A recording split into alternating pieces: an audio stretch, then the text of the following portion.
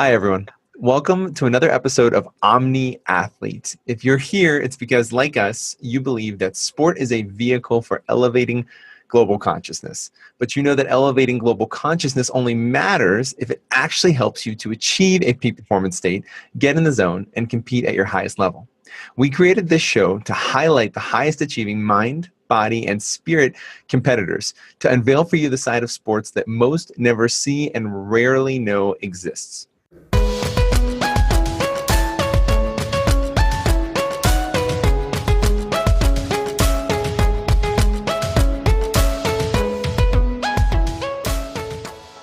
Today's guest is the founder of the Conscious Collective, co-founder of the Flow Consciousness Institute, and co-author of the forthcoming book, Flow, The Art of Effortless Living. Her story, however, has been anything but effortless. Just a few short years ago, she was on the path many competitors find themselves on, checking all the boxes that culture tends to point to us as markers of our self-worth. A self-proclaimed achievement machine, she had a thriving private autism practice that had her working with clients in New York City, Beverly Hills, Dubai, and Saudi Arabia. She was vacationing in the Hamptons and living a life that appeared picturesque from the outside in. Inside, however, she was fueled by a feeling of emptiness and the need to prove her value to the world. Her wake-up call came with the death of her brother Dan in February of 2009. Being confronted with the cold and objective teacher that death can be, she walked away from her business, gave away most of her belongings, and embarked on a solo year-long journey around the world. This would become her training ground for finding the flow she helps her clients discover today. Through her work in Flow and her passion to revolutionize the therapy delivery model for special needs children, she continues to be a visionary leader and pioneer of what peak performance can truly look and feel like. It's my pleasure to introduce to the Omni Athlete Show, Jackie Knechtel. Welcome to the show, Jackie. Wow, thank you. That was quite the intro. Yeah, it's great to have you here. We're really excited about this. Yeah, I'm excited to be here. So one of the things that I found really interesting as I started to begin our research for the show and learn a little bit more about your background is this topic of mindful questions. And I think for athletes, there's this mindfulness is kind of at times this abstract idea, right? Where we think, okay, that means I need to breathe a little bit more and maybe I need to meditate, but I don't really understand how that helps my performance. And so I think it would be really powerful to start with this idea of where mindful questions, where that came from for you and the impact that's had on your life. And then we can kind of tie that into, as an athlete, why that line of questioning is so valuable. Wow, great question. So yeah, mindful questioning, it's a tool that we use with our clients really to ladder down to find out what core beliefs are driving their behavior and impacting the decisions they make and ultimately the results they get in their life. So there's a way to actually look at your reality and the results that you're getting. And if they're not the results that you want to be getting, you get to reverse engineer it and work backwards to see what beliefs, what limiting beliefs or old patterns or stories might be contributing to that, to getting that result that you want to change. So as an athlete, what it sounds like you're kind of pointing us to, right, is this notion that, and we believe this really strongly too, that peak performance is a choice, right? Like the ability for me to show up in any given moment, whether it be as a goalie, a catcher, whatever sport it may be, if it's on the track, on the ice, on the field, wherever it is, that I have a choice of how I want to show up in that moment, and that I can take ownership of making sure that I'm doing what I need to show up in a way that allows me to perform my best. Absolutely. And there's so many moving parts to that. And so much of peak performance is mindset, right? You can train your body to optimal levels. But if you're still holding on to limiting beliefs or old, emotional trauma, that's going to impact your performance in a major way. So there's definitely a connection in that. There's the more you work with the mind, the body and the spirit together, the more you're able to optimize your performance.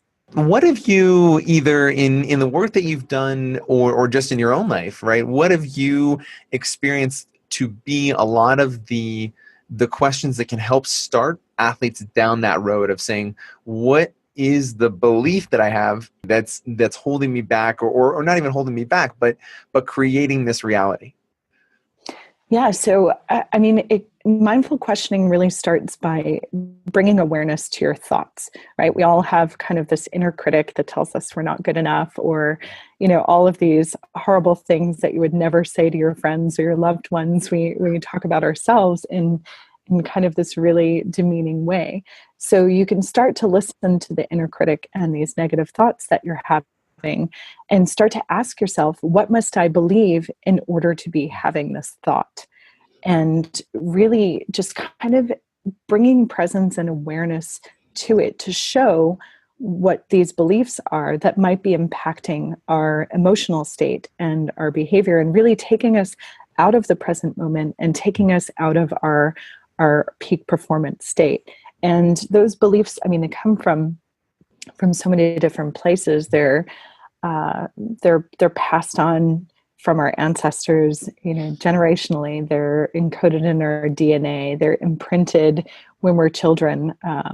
We get them from culture, from the media, from our religion, from all of these different places. And most of them are in our subconscious. So we don't even realize that they are the force that's driving our behavior.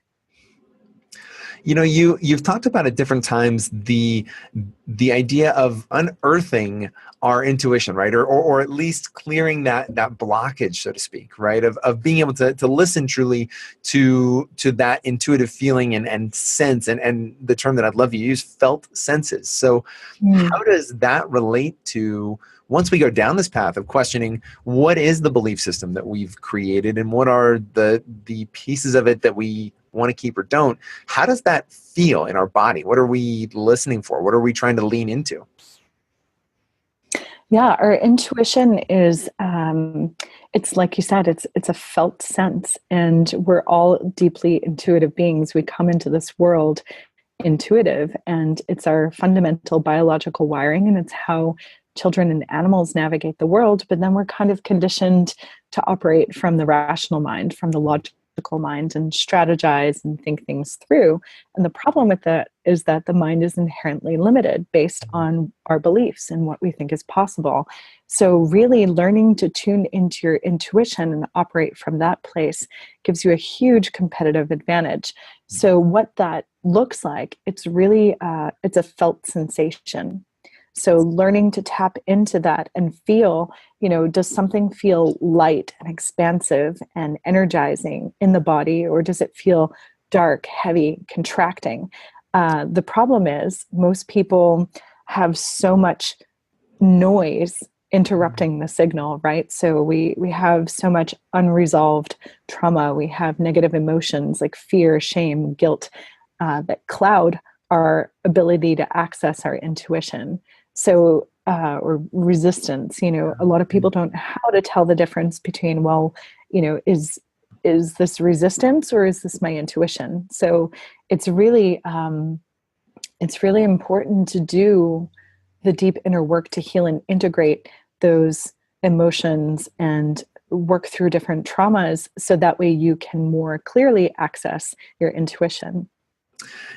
It seems like there is I don't want to say in epidemic, but sports has this really unique culture in that we are, on the outside, right? The idea of sport and athletics is to really pursue excellence, right? That in its purest sense is what we're there to do. We're there to compete and push ourselves to be better than we were the day before, and to be better than the best version of whatever we were at different times, right?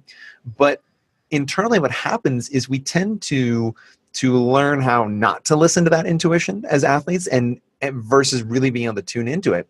And I wonder if, so much of it is culture, right? So much of what we experience as athletes comes from the mythology that we grow up, involved in, right? And we idolize athletes at different points in our lives, and that a lot of times is what brings us into that athletic pursuit, and kind of pulls us out of that moment to moment awareness. And I wonder, as you've worked with different clients, as you've worked with different, whether it's athletes or just in your own life, like what was one of the big shifts that you had to say, man, like, is this Am I in this moment an athlete that is doing this because I love to do it and I love to compete and play my sport? Or am I an athlete that's following somebody else's plan, or a plan that's just been told I need to follow? That's a great question. And I guess, how that showed up for me. I was an athlete. I practiced martial arts for 8 years. And at that point in my life, as you referenced before, I was really kind of on this path of achievement and, just constantly climbing this insurmountable mountain of, trying to be good enough. And it was just, it was creating so much suffering in my life because it had this perfectionist tendency and desire to compete, with everyone and everything in my life, including myself. But it was coming from a place of not feeling worthy and not feeling good enough. So, so it was really looking at what was driving that desire to achieve, whether it was getting a black belt or a master's degree, or, having a successful business and wealth. Whatever was driving that was what I needed to look at, because it was really coming from a place for me of not feeling worthy and not feeling good enough and having to prove myself. So as I shifted and started to heal that wound, my drive to compete is still there, but it's coming from a place of wholeness, not from lack or trying to, to fill a void. So there's a couple questions that come to mind. I'll try to distill. I have a habit of asking 12 things at once, just because you're sparking a couple different ideas in my head. So the first one, right, is feeling what it's like to have that motivation to compete be authentic and be intrinsic and be about, I know that I'm loved. I know that the world is going to, my place in the world has no bearing on whether I win or lose this match, game, whatever. What did that feel like when you started to realize, wow, that's not where this is coming from?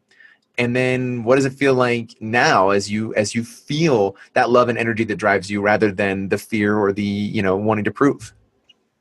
Yeah. Wow. I mean, it's such a difference, right? So, some people think that, well, if I don't have that drive, I'm just not going to want to compete anymore. And that's not necessarily true, because I'm constantly striving to be the best version of myself. And so what that looks like is me competing with, my former self, as opposed to competing with other people. So my drive is continuous expansion and becoming a greater version of myself.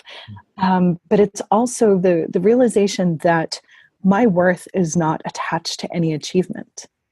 And, and it can be hard seeing coaches or parents, the way they talk to their children or their athletes sometimes, because that isn't abundantly clear, and the desire to perform and compete and achieve is so linked to worth and worthiness and lovability. And it's really that bind that creates so much depression, anxiety, and struggle in life. So now I've come to this place where, if I win something, or if I perform at a high level, great. If I fail, great. It's all information. It's all feedback. And, it's just a game. So it kind of takes the pressure off the, need to win or achieve.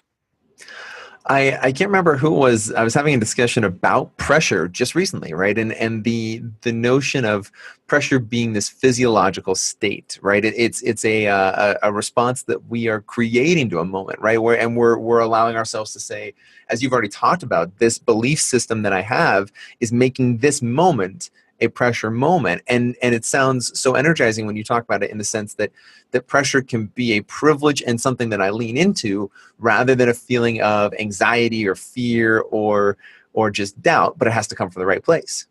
Right. Yeah. So you're still leaning into your edges and doing the things that light you up and kind of scare you, because that's where your growth lies. So you're pushing the boundaries of your comfort zone, and that's intrinsically rewarding, as opposed to you know trying to win someone's love or affection or validation, because it's really a slippery slope, because then if you don't achieve or you fail or you don't win, then what are you making that mean? That's where the mindful questioning comes in, right? So you lose the game, you lose the match.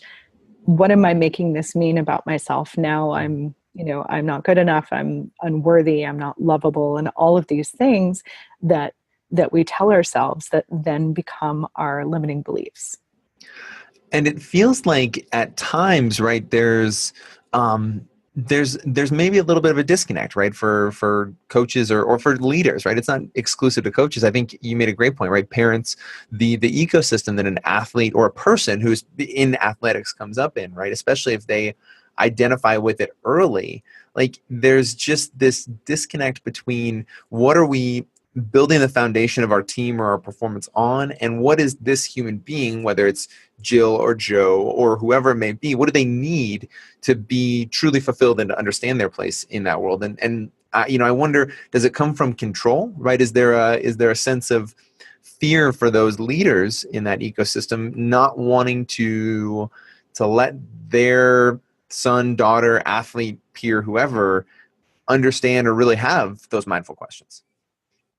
Yeah, I mean, I think it's just a matter of awareness. There's just not enough education on emotional intelligence and mindfulness and personal development in our school system, in all of these different arenas of life. People just don't have that awareness. So they're just parenting or coaching from the level of consciousness and understanding that they have. They're doing the best they can with what they know. So it really needs like a kind of system-wide overhaul, and for things to change.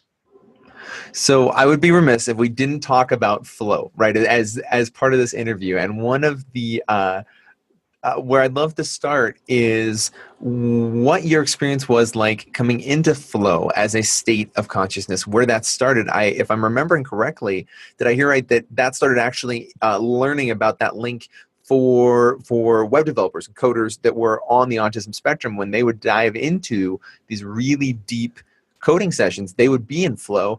And is that what sparked the passion and the research that you guys, that you personally, that you and Justin have kind of started? Yeah. So my background is I was an autism specialist for many years, and I found it fascinating, these individuals with Asperger's that are so brilliant and just have this ability to hyper focus.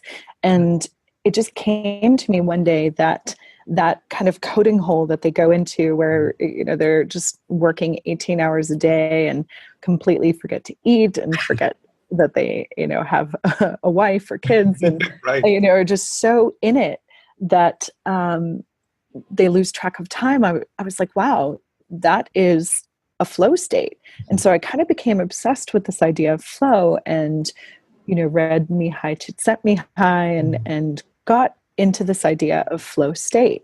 But then I realized something about it didn't fully resonate for me.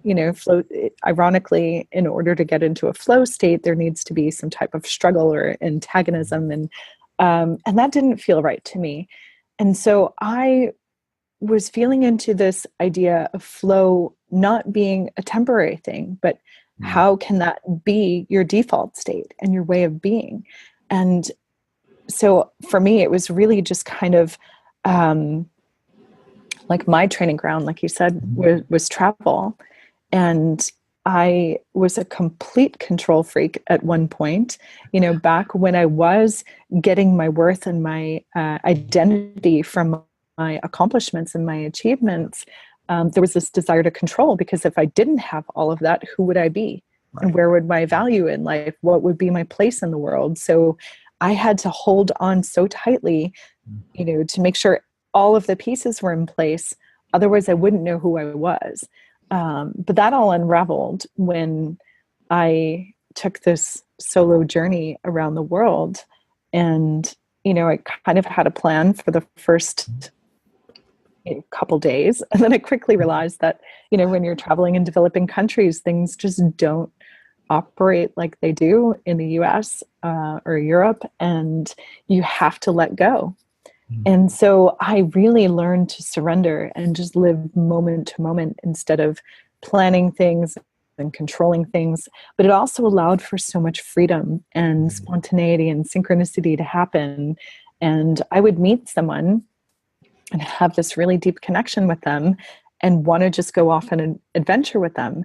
And had I planned out the next steps of my trip, I wouldn't have been able to do that. So really learning to let go. And that was where I learned to really tune into my intuition, because I was traveling alone in countries where I didn't speak the language, countries that I was told were dangerous and that, a woman shouldn't go to alone. And I really had to learn to tap into that. So for me, it was so much of learning to be in flow happened as a result of traveling. And then I came to this unbelievable ability to create my reality. And I was able to manifest things that just seemed impossible. And everyone kept asking me, well, how are you doing that? And I really didn't have any idea. It was just like I had this unconscious competence. And so I started to work to reverse engineer all of the things that I was doing in order to make this happen. And what came out was just fundamental universal truth. And, I wasn't a huge spiritual seeker. I'd, read books and studied different wisdom traditions over the years, but my goal wasn't really seeking expanded consciousness. But it happened as a result of the way I was being and how I was showing up. And so, I spent years working to reverse engineer this in a way that I could teach people all of the different tools and practices that helped accelerate my life into this state of acceptance and inner peace and exponential growth that, I now call flow. Do you feel like, as you reflect on that journey and now where you are, what is the integration process been like to go from a daily environment, I'm sure, where you couldn't control it, right? You could not plan it. I don't know if you've read Talent Code or Mastery, right? But this idea of immersing yourself so deeply in environments, you put yourself in an environment where you had no choice but to either find flow, right? Like that was really it's incredible. So how has the reintegration process been like, where now on a daily level, do you still try to live with that same level of freedom, even though maybe, now you have a home base and now you may have different responsibilities, whether it be job related or just in life? How has that balance been found? Because it seems really challenging on the surface. Yeah. So there was a time, back in 2010, when I got back from that trip around the world, I ended up going back to Manhattan, where I was living and working kind of a regular career, and had a 9-to-5, and I was back working with children with autism, and it just didn't resonate in the way that it used to. And I knew I wanted something different, and this wasn't my path anymore. So there was a period where things were, shuffling around and reorganizing and kind of reorienting. And so I made adjustments to my life, and that's when I went fully nomadic for a good maybe 4 years. I was just traveling the world. I had no home base, and really saying yes to whatever call was exciting my soul at the time, and, just had the ultimate freedom. And so the pendulum swung wildly in one direction. And then, as happens sometimes, life will smack you with a 2x4. And I ended up, taking it too far in the one direction, ended up in the hospital. I just got really sick. And so that was when I realized, okay, I need some grounding. I need a home base. And how can I have the both and reality where I don't have to choose? And how can I have all of these things that are my core values in my life? And so flow doesn't necessarily mean, quitting your job and traveling. That's one aspect of it. But how can you choose flow in every moment? So whether you have a 9 to 5, whether you're, living in complete, uncertainty and freedom, it doesn't matter. You can have this way of being whatever your life looks like. So it's about, you're still going to have responsibilities, but it's kind of how you organize and reorient your life. That is what's important. That's so powerful, right? Because as athletes, so there's two questions that come to mind as I think about this from the perspective of either an athlete or a coach, right? As an athlete, our lives are structured from the moment we wake up to the moment we go to bed, right? And that is true whether we're an amateur athlete, high school, college, professional, it doesn't matter.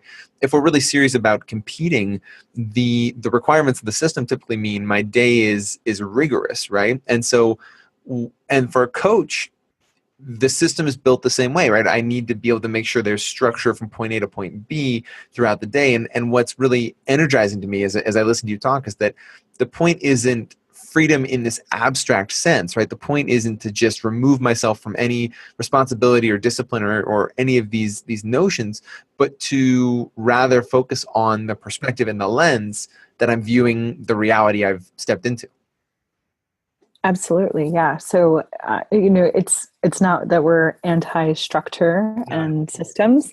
There's the polarity of it. There's the yin and the yang. And so there's the river needs the banks, the structure in order for it to flow. So there's ways that you can structure and set up your life that will engender flow. And there's ways that you structure and set up your life that will engender struggle. So it's really, like you said, it's kind of more this frame of how you're seeing things. And, if you're living out of alignment, like, are you waking up every day to train because you want to, or because you have to?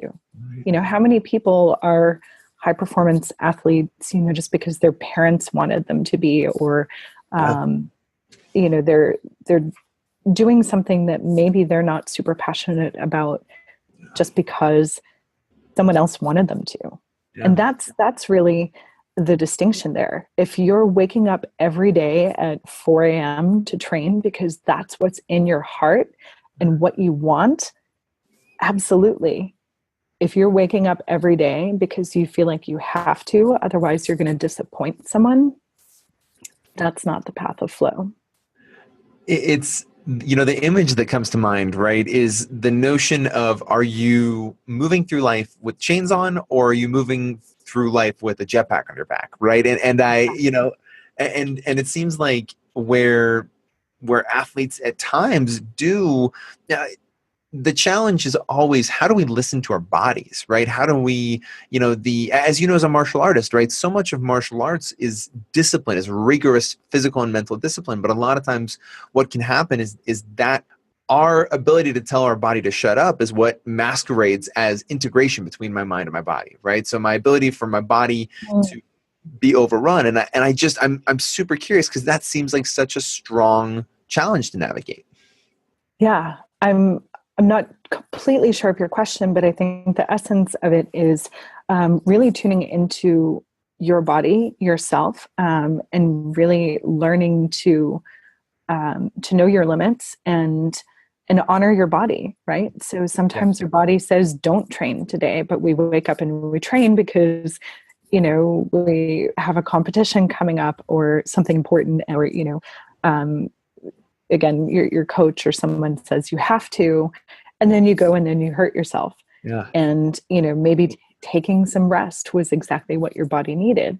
So it's learning to really listen to your intuitive wisdom and know what your body actually wants and needs. And then, a lot of martial arts is not brute force. It's learning to play with subtle energy and working with that as well.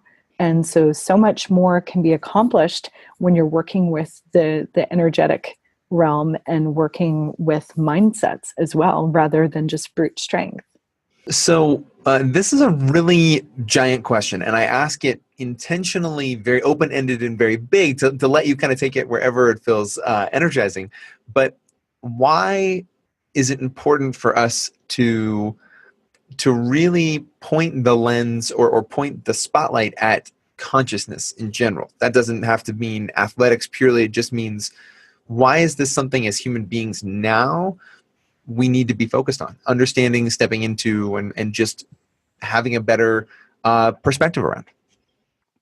I mean, everything is consciousness, right? Consciousness is what's moving through us and animating us.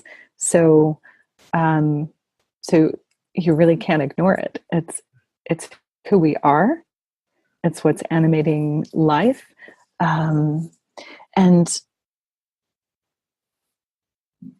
the more awareness that you bring to consciousness, the more ability you get to impact your reality. And so the shift becomes, most people are kind of on this path, sleepwalking through life, and don't have this awareness that they are so powerful and that they can create their reality.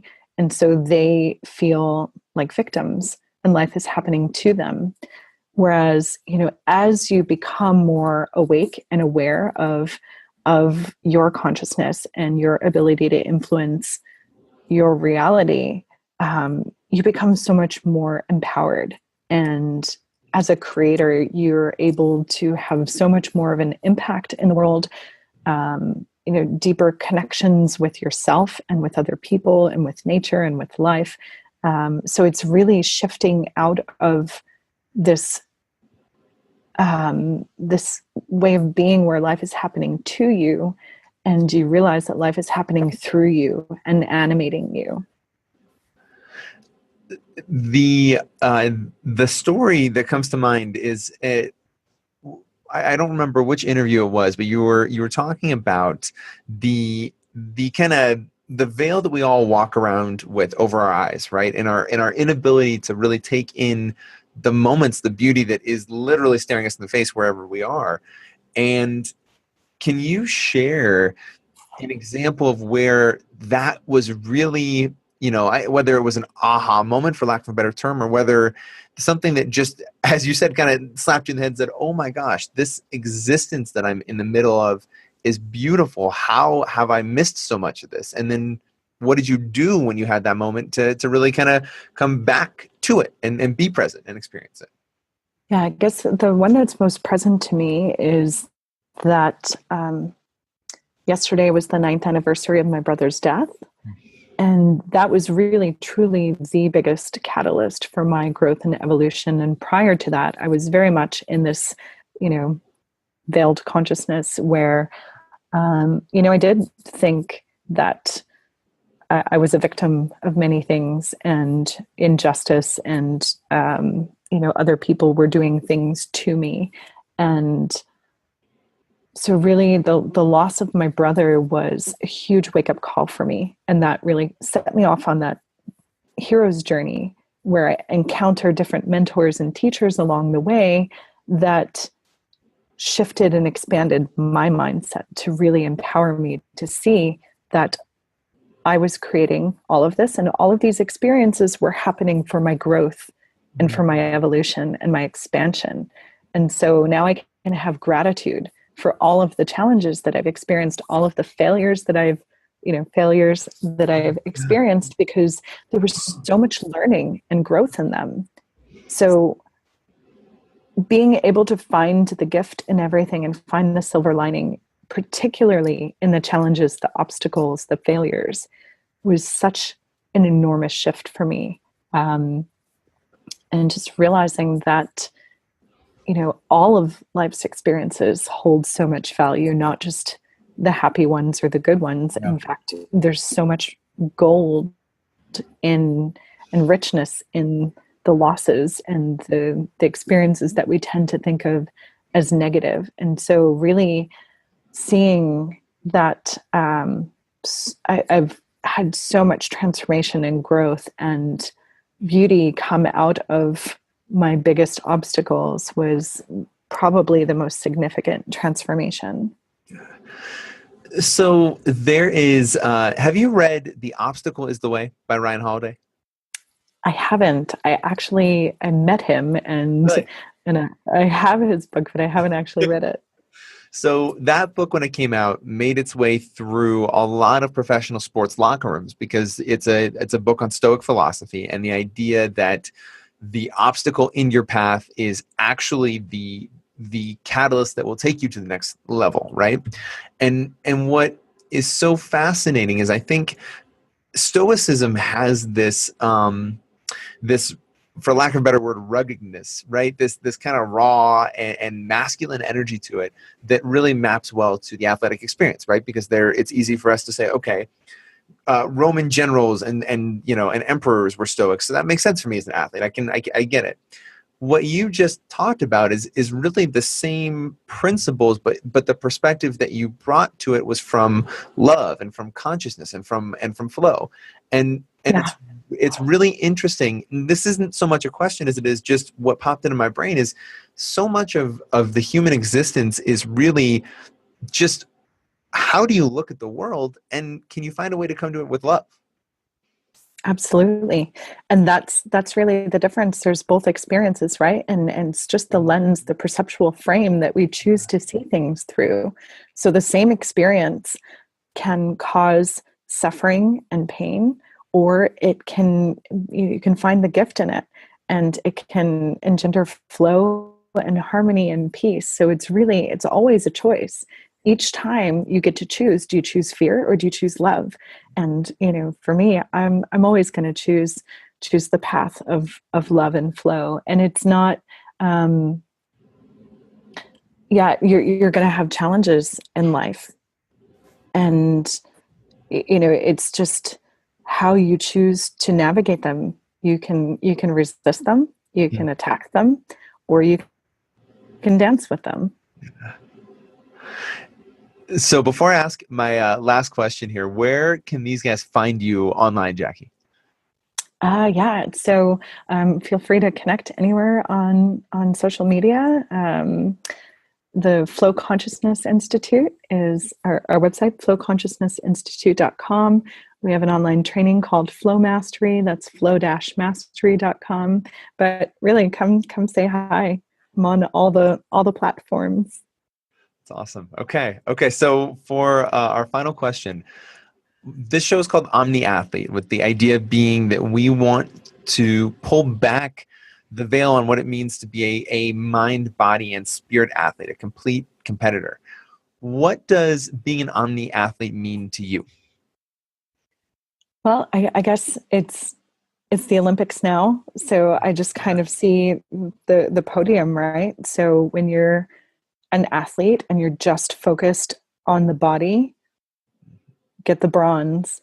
And when you add in the mind and you really work with the mind body connection, you're moving up to silver. But the omni athlete really, when you incorporate the trinity of mind body spirit, you're really able to attain the highest levels, the optimal peak performance. So the omni athlete gets the gold every time. I love that. That's awesome. Wow. Jackie, this has been absolutely incredible. Thank you for taking time. I know you guys are in the middle of a class right now, right? So this is you taking some time to make yourself available to our community. That's so incredible. Guys, I cannot recommend highly enough for you to go get in touch with Jackie, just understand what it is that her and her partner Justin are doing, with whether it be the Flow Consciousness Institute, whether it be just simply flow in your own life, and what the impact that can have on performance in your existence.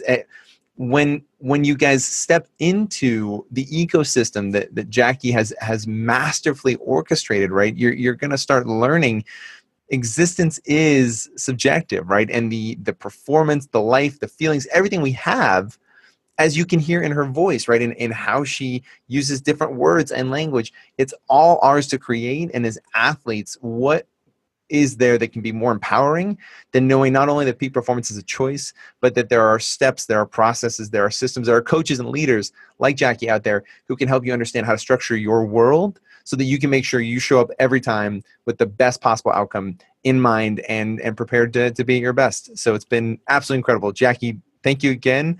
And My absolute pleasure. Thanks for having me. As always, guys, if this content is adding value to your lives and specifically to your performance as an athlete or as a coach, please, please, please like and share our content so that we can grow this community. That's what we're after right now, is just growing this community and helping as many athletes and coaches as possible access the teachings on peak performance, mental and emotional self-management, spirituality, love, achieving what it feels like to be in the zone and in a flow state, and everything that it is to be an omni-athlete. We want to get this message out to as many people as possible, and we need your help to do it. So if it's adding value and it is truly helping you as an athlete or as a coach, please like and share this content. And until next time, guys, mind open, eyes wide, feel into it, play.